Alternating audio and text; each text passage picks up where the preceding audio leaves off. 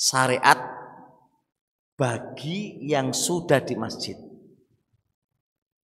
Lalu dia keluar dari masjid, itu hendaknya jenengan punya niatan pingin balik ke masjid lagi.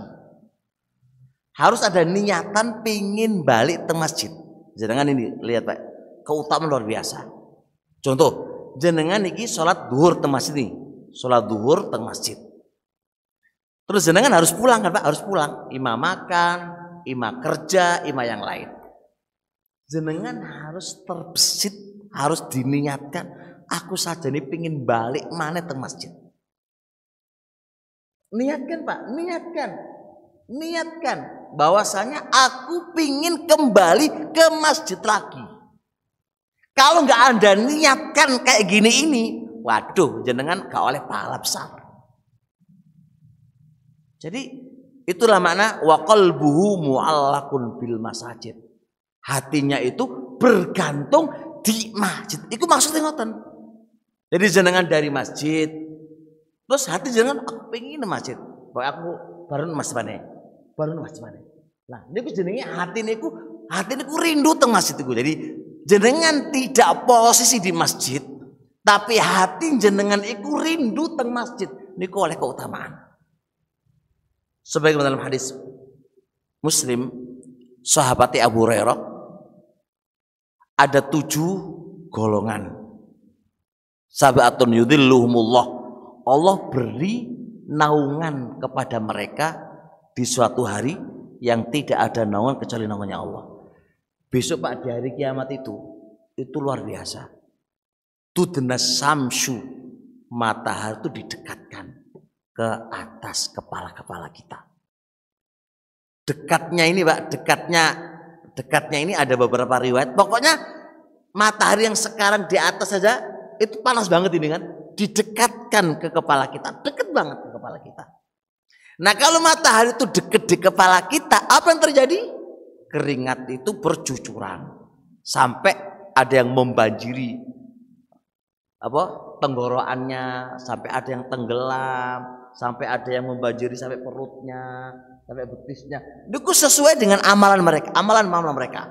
Kalau amalannya apik, ya gak terbanjiri Pak. Ya, tapi kalau orang duwe amalan blas, ya wis kelem dengan keringatnya. Saat itu kita butuh naungan, butuh payung, butuh naungan yang menaungi dari terik matahari yang panas itu.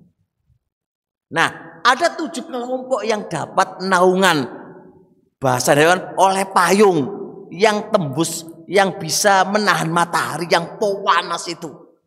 Itu 7 orang Pak. Di antaranya adalah apa? Rajulun qalbuhu mu'allaqun bil masjid.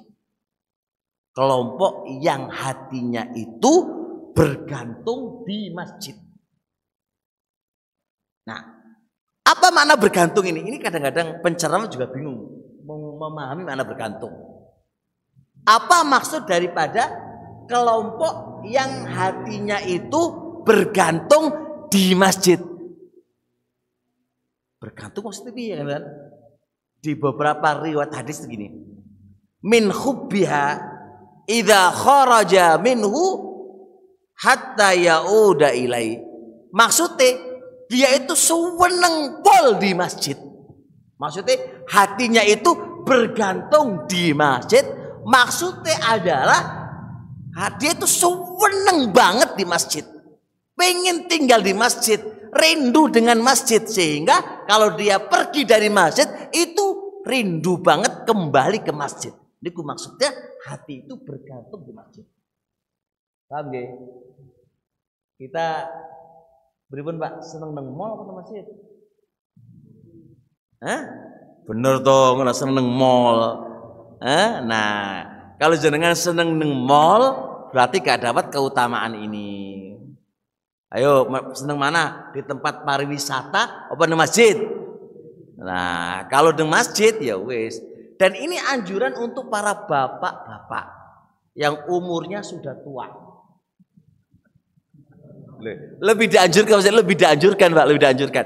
Cari Ibnu Hazm, ini cari Ibnu Hazm Pak, dalam kitab Muhallah.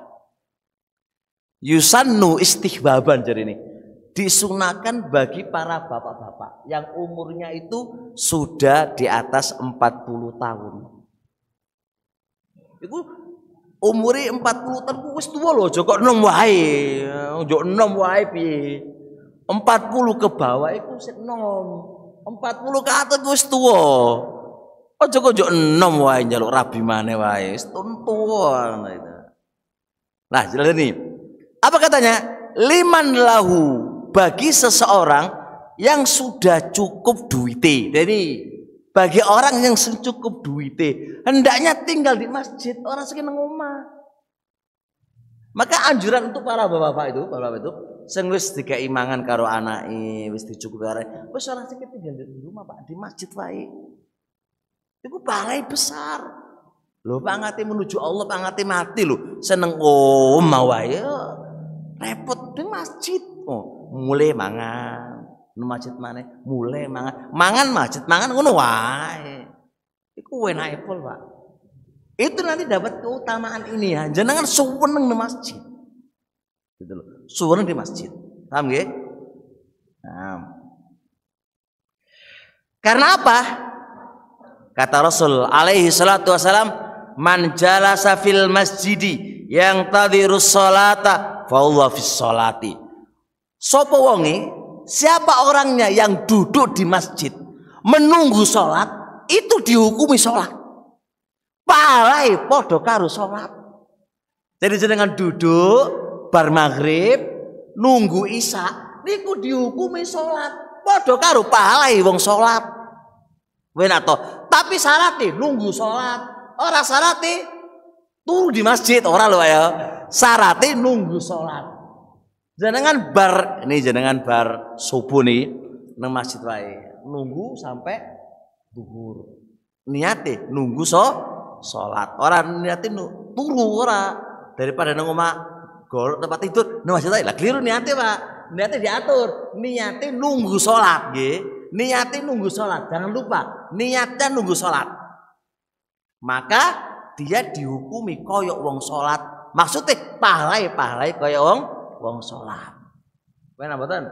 Enak, Pak, enak pol. Tapi sing ngerti, orang ngerti ya ora oleh pahala.